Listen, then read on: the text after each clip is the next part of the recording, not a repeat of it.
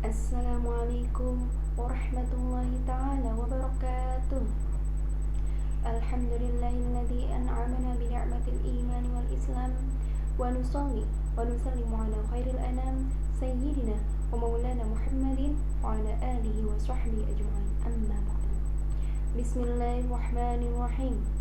Qala al-musannifu rahimahullahu ta'ala wa nafa'na bihi wa bi'ulumihi wa amadana bi asrarihi wa a'adana min barakatihi fid dharaini amin. Rabbi shrah li sadri wa yassir li amri wahlul 'uqdatam min lisani yafqahu qawli. Allahumma arzuqna fahman nabiyyin wa hifdzal mursalin wa ilhamal malaikatil muqarrabin bi rahmatika ya arhamar rahimin. Allahumma aghnina bil 'ilmi wa zayyinna bil hilmi wa akrimna bit taqwa wa jammilna bil 'afiyah bi rahmatika ya arhamar rahimin. Al-Fatihah. A'udzu billahi minasy syaithanir rajim. Bismillahirrahmanirrahim. Alhamdulillahi rabbil alamin. Arrahmanir rahim. Maliki yaumiddin. Iyyaka na'budu wa iyyaka nasta'in. Ihdinas siratal mustaqim. Shiratal ladzina an'amta 'alaihim ghairil maghdubi 'alaihim waladdallin. Amin. Baik. Pada pertemuan hari pertama Ramadan, saya sudah menjelaskan 15 hadis. Nah, pada hari ini saya akan melanjutkan kelanjutan dari hadis yang sebelumnya sudah saya bahas ya. Langsung saja kita mulai. Bismillahirrahmanirrahim. Hadis yang ke-16 membahas tentang kunci kebahagiaan yang berbunyi ittaqillaha haitsuma kunta wa asbi'is sayyi'atal hasanata tamhuha wa khaliqin nasa bi khuluqin hasanin. Rawahu at-Tabrani 'an Abi Dzar radhiyallahu anhu. Ittaqillaha, bertakwalah kepada Allah, haitsuma kunta, dimanapun kamu berada, wa asbi'is sayyi'atal hasanah, dan ikutilah perbuatan buruk dengan perbuatan baik, tamhuha wa khaliqin nasa, niscaya perbuatan baik itu akan menghapusnya, wa khaliqin nasa, dan berakhlaklah terhadap manusia, bi khuluqin hasanin, dengan akhlak yang baik. Riwayat Tabrani melalui Abu Dzar radhiyallahu anhu. Penjelasannya, bertakwa kepada Allah merupakan kunci kebahagiaan hidup di dunia dan akhirat. Melalui hadis ini, Nabi SAW memerintahkan agar kita bertakwa kepada Allah Subhanahu wa Ta'ala dimanapun kita berada.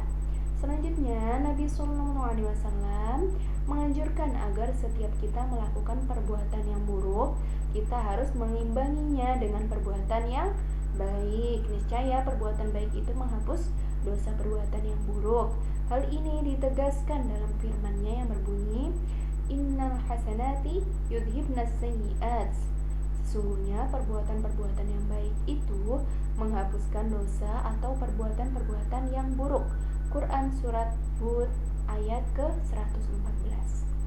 Tiada suatu amal perbuatan pun yang lebih besar pahalanya daripada berakhlak baik. Bahkan akhlak yang baik merupakan rahasia diutusnya Nabi SAW. Seperti yang diungkapkan oleh sabdanya, sesungguhnya aku diutus hanyalah untuk menyempurnakan akhlak yang mulia. Itulah 3 pokok yang diwasiatkan oleh Nabi SAW kepada segenap umatnya. Barang siapa yang menginginkan hidup selamat di dunia dan akhirat, maka hendaknya ia mengamalkan ketiga perkara tersebut. Selanjutnya hadis yang ke-17 mengenai larangan meremehkan kebajikan dan berlebihan dalam berpakaian. Ittaqillah wa la tahkiranna minal ma'rufi syai'an walau an tufrigha min dalwika fi ina'i al-mustasqi wa an talqa akhaka wa wajhuka ilaihi munbasitun wa iyyaka wa isbalal izar fa inna isbalal izari minal makhilati wa la yuhibbuha Allahu wa in imru'un syatamaka wa ayyaraka bi amrin laysa fika fala tu'ayyirhu bi amrin huwa fi wa da'hu yakun wabaluhu 'alayhi wa ajruhu laka wa la tasubbanna ahada. Rawahu At-Tayyalisi an Jabir bin Sulaim.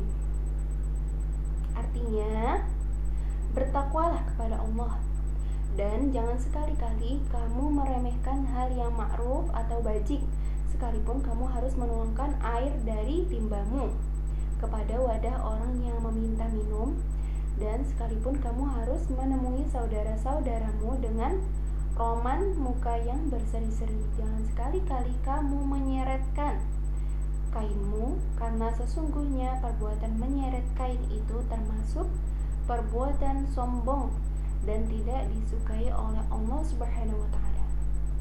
Apabila ada seseorang mencacimu dan mengata-ngataimu dengan suatu perkara yang tidak kamu lakukan, maka janganlah kamu membalas mengata-ngatainya dengan suatu perkara yang memang dia melakukannya. Biarkanlah dia, karena akibatnya dia sendirilah yang akan menanggung dosanya, sedangkan pahalanya adalah bagimu. Dan jangan sekali-kali kamu mencaci seseorang. Riwayat At-Tayalisi melalui Jabir ibnu Sulaim. Penjelasannya, bertakwa kepada Allah artinya menjalankan semua perintahnya dan menjauhi semua larangannya. Pengertian takwa sangat global. Melalui hadis ini Nabi SAW menjelaskan sebagian dari realisasi bertakwa kepada Allah, yaitu janganlah engkau meremehkan perbuatan yang baik, sekalipun tampaknya remeh, seperti menuangkan air kepada orang yang memerlukannya, atau dengan kata lain, bersedekahlah engkau dengan apa yang engkau miliki apabila hal itu diperlukan oleh orang lain. Apabila engkau tidak memiliki sesuatu pun, maka sambutlah saudaramu dengan wajah yang berseri-seri, sebab tersenyum kepada saudaramu merupakan sedekah atau sedekah. Seperti yang dijelaskan oleh hadis lainnya, yaitu senyummu kepada saudaramu merupakan sedekah. Kesimpulannya adalah bahwa bersedekah itu merupakan hal yang dianjurkan dalam keadaan apapun, sehingga disebutkan bahwa apabila seseorang tidak memiliki sesuatu pun yang hendak disedekahkannya, maka ia masih tetap dapat bersedekah dengan bermurah senyum terhadap saudaranya. Al-makhilah artinya memiliki wazan yang sama dengan lafaz al-azimah, artinya sombong dan takabur, karena ia menganggap dirinya mempunyai kelebihan di atas orang lain. Perbuatan ini tidak disukai oleh Allah Subhanahu wa taala, yang berarti hukumnya haram seseorang melakukannya ya. Salah satu di antara sikap yang menunjukkan sombong dan takabur ialah menjulurkan kain ke tanah lalu menyeretnya manakala ia berjalan. Hal ini merupakan sikap sombong yang dilarang oleh Allah Subhanahu wa taala. Kemudian pada bagian yang terakhir dari hadis ini, Nabi SAW menganjurkan orang muslim agar bersikap sabar sewaktu ia mendapatkan cacian dari orang lain, padahal ia tidak melakukan hal yang menyebabkan ia dicaci. Janganlah ia membalas mencaci orang tersebut, tetapi biarkanlah, karena sesungguhnya akibatnya atau mudorotnya akan menimpa diri si pencaci itu ya, sedangkan ia akan mendapatkan pahala. Sesudah itu Nabi SAW memerintahkan agar janganlah ia mencaci orang lain.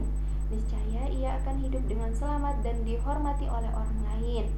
Bagian terakhir dari hadis ini maknanya sama dengan hadis yang telah disebutkan di atas, yaitu hadis yang mengatakan, carilah derajat yang tinggi di sisi Allah, yaitu engkau bersikap penyantun atau penyabar terhadap orang yang tidak mengetahui tentang dirimu. Hadis yang ke-18 membahas tentang berlaku adil terhadap anak. Ittaqullaha wa'dilu baina auladikum, rawahu An-Nu'man. Ittaqullaha, bertakwalah kalian kepada Allah, wa'dilu, dan berlaku adillah, baina auladikum, di antara anak-anak kalian. Riwayat An-Nu'man. Jadi melalui hadis ini Nabi SAW menganjurkan agar berbuat adil di antara sesama anak dalam segala aspek atau hal.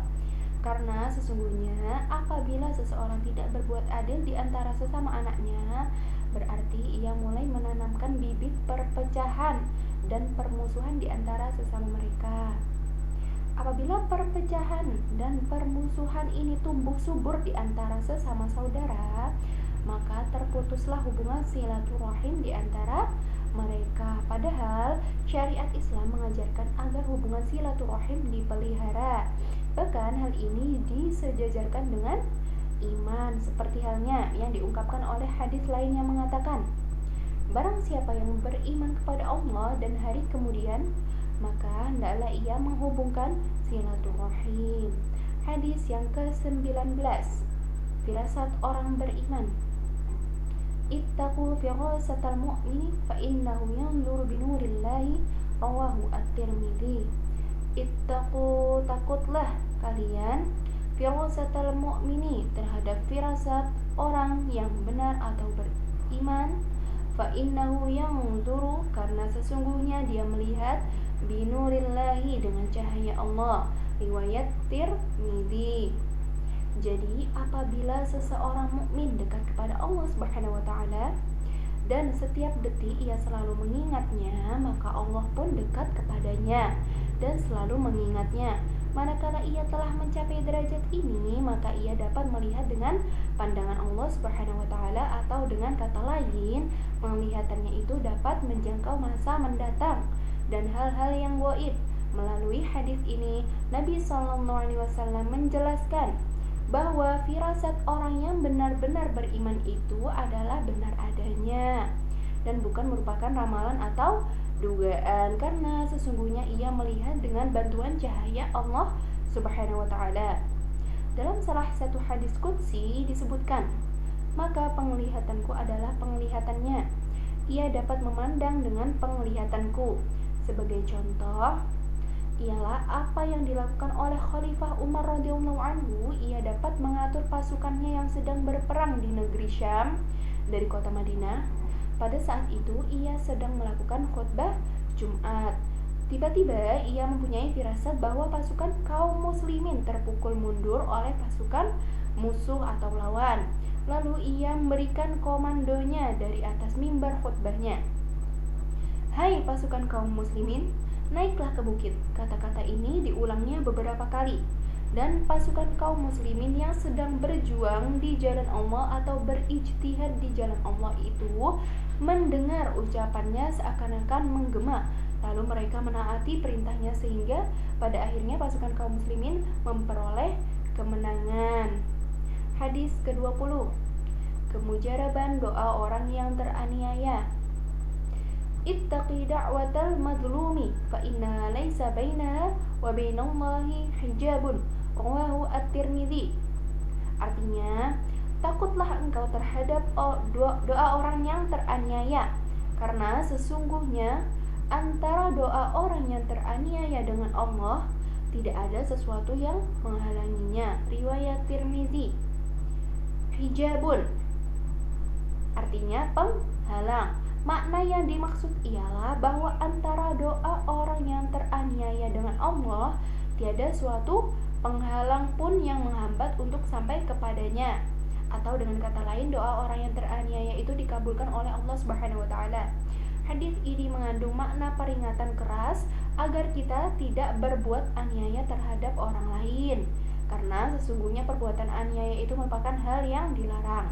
Hal yang dilarang hukumnya haram. Allah Subhanahu wa taala selalu berada di pihak orang yang teraniaya.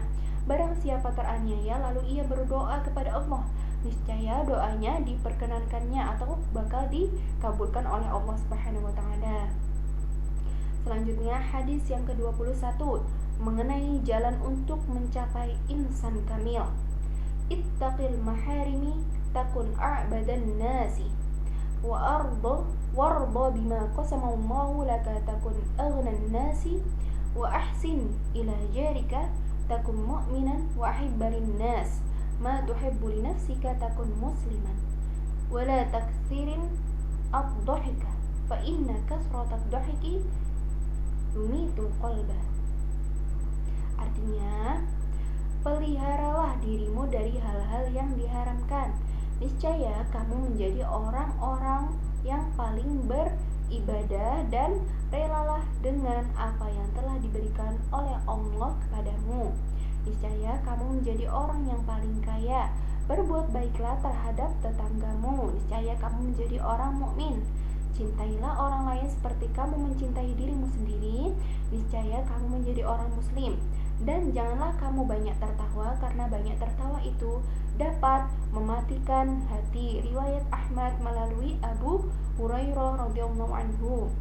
Jadi maksud dari hadis berikut ini adalah barang siapa yang ingin menjadi hamba yang paling beribadah, maka hendaklah ia menjauhi perkara-perkara yang diharamkan. Hal ini ditegaskan dalam firman-Nya, in tajtanibu kaba'ira ma tunhauna anhu nukaffir ankum sayyi'atikum wa nudkhilukum mudkhalan karima. An-Nisa. Jika kalian menjauhi dosa-dosa besar di antara dosa-dosa yang dilarang kalian mengerjakannya, niscaya kami hapus kesalahan-kesalahan kalian atau dosa-dosa kalian yang kecil, dan kami masukkan kalian ke tempat yang mulia, yaitu surga. Quran Surat An-Nisa ayat ke-31. Puaslah engkau dengan apa yang telah diberikan oleh Allah untukmu, niscaya engkau menjadi orang yang paling kaya. Orang yang merasa puas dengan pemberian Allah Subhanahu wa taala berarti ia adalah orang yang bersyukur, tetapi kebalikannya apabila ia tidak mensyukuri nikmat pemberian dari Allah berarti ia adalah orang yang ingkar. Dalam hadis lain, yaitu sewaktu Rasulullah SAW bersabda kepada Sa'dabah disebutkan, rezeki sedikit yang engkau syukuri adalah lebih baik daripada banyak rezeki yang tidak engkau syukuri. Dan memang benarlah apa yang dikatakan oleh Nabi SAW itu. Ketika Sa'dabah makin bertambah kaya dan banyak rezekinya, ia makin kurang puas. Sebagai buktinya, ia makin menjauh dari masjid. Dan bahkan lama-kelamaan ia tidak datang sama sekali ke masjid. Lain halnya sewaktu ia miskin, ia rajin ke masjid tanpa ketinggalan ke masjid. Hal itu terjadi karena ia tidak mau menuruti apa yang disabdakan oleh Nabi SAW. Berbuat baik kepada tetangga merupakan hal yang dianjurkan. Bahkan syariat Islam menyejajarkannya dengan iman. Dalam hadis lain disebutkan, barang siapa yang beriman kepada Allah dan hari kemudian, maka hendaklah ia menghormati tetangganya. Mencintai sesama muslim merupakan hal yang dianjurkan oleh syariat Islam, karena sesungguhnya orang muslim terhadap muslim lainnya bagaikan satu tubuh. Apabila salah satu anggotanya merasa sakit, maka sakitlah seluruh anggota tubuh lainnya. Dalam hadis lain disebutkan, tidaklah beriman seseorang di antara kalian sebelum ia mencintai saudaranya sebagaimana ia mencintai dirinya sendiri. Love myself ya jadi ceritanya. Allah Subhanahu wa taala telah berfirman sehubungan dengan sikap para sahabat Ansor yang terpuji, yaitu wa yu'thiruna 'ala anfusihim walau kana bihim khasasatun al-hasyr. Dan mereka mengutamakan orang-orang muhajirin atas diri mereka sendiri sekalipun mereka dalam kesusahan. Quran Surat Al-Hasyr ayat ke-9. Pada bagian terakhir dari hadis ini, Nabi SAW melarang kita banyak tertawa, karena sesungguhnya banyak tertawa itu dapat mematikan hati, atau dengan kata lain, hati akan menjadi keras dan kesat sehingga hati orang yang bersangkutan enggan menerima petunjuk dan nasihat yang baik. Selanjutnya hadis yang ke-22. Realisasi takwa. Ittaqullaha wa sallu khamsakum wa sumu syahrakum wa addu zakata amwalikum tayyibatan biha anfusakum wa ati'u dha amrikum tadkhulu jannata rabbikum. Rawahul Hakim an Abi Umamah. Ittaqullaha, bertakwalah kalian kepada Allah, wa sallu khamsakum, dirikanlah salat 5 waktu, wa sumu syahrakum, kerjakanlah saum atau puasa sebulan, wa addu zakata amwalikum, dan bayarlah zakat harta benda dengan hati yang tulus, tayyibatan biha anfusikum, dan taatilah orang yang memerintah urusan kalian, wa ati'u dha amrikum tadkhulu jannata rabbikum, niscaya Tuhan akan memasukkan kalian ke dalam surga. Riwayat Hakim melalui Abu Umamah. Jadi dalam penjelasan yang lalu disebutkan bahwa bertakwa itu mempunyai pengertian yang sangat mujmal atau global. Kemudian dalam hadis ini disebutkan beberapa hal pokok yang merupakan realisasi bertakwa kepada Allah Subhanahu wa taala, yaitu mengerjakan sholat 5 waktu, mengerjakan puasa di bulan Ramadan, yaitu puasa selama sebulan, menunaikan zakat dengan hati yang tulus ikhlas, dan menaati perintah Allah.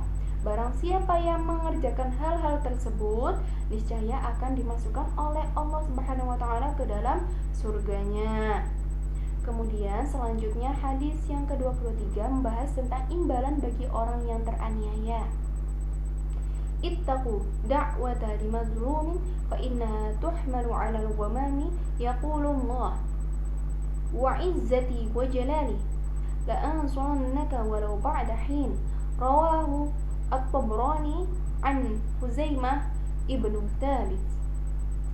Ittaqu, takutlah kalian, da'watal madlumi, terhadap doa orang yang teraniaya, fa innaha, karena sesungguhnya, tuhmalu, doa orang yang teraniaya itu dibawa, adal ghamami, di atas awan, yaqulullahu, lalu Allah berfirman, wa izzati, demi kemuliaan dan keagunganku, la ansurannaka, aku benar-benar akan menolongmu, walau ba'da hinin, sekalipun dalam beberapa waktu lagi.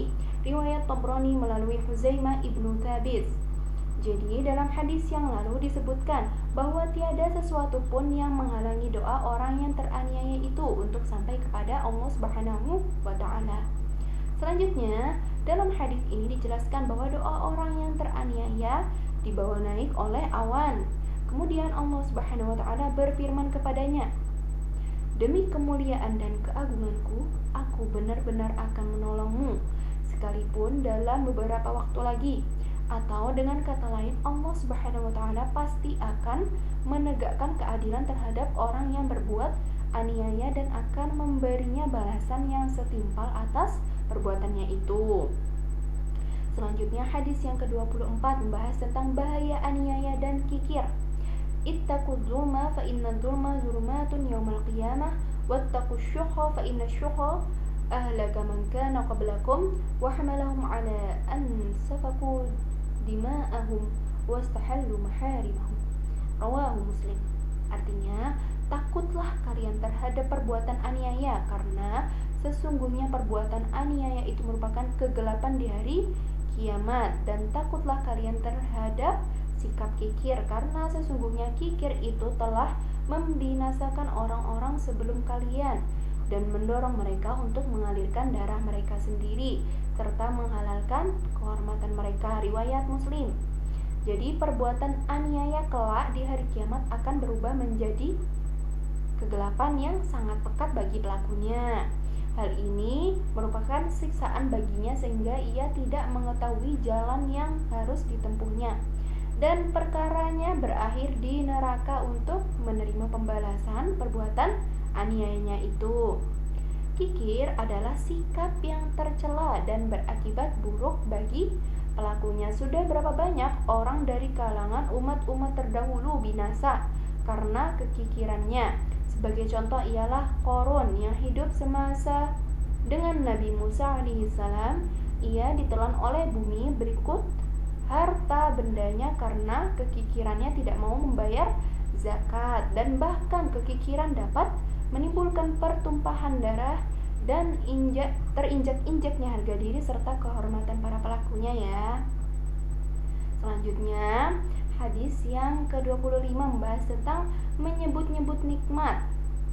At-tahaddutsu bi ni'matillahi syukrun wa tarkuha kufrun wa man la yashkuril qalila la yashkuril katsira wa man la yashkurin nasa la yashkurillahi wal jama'atu rahmatun wal furqatu adabun.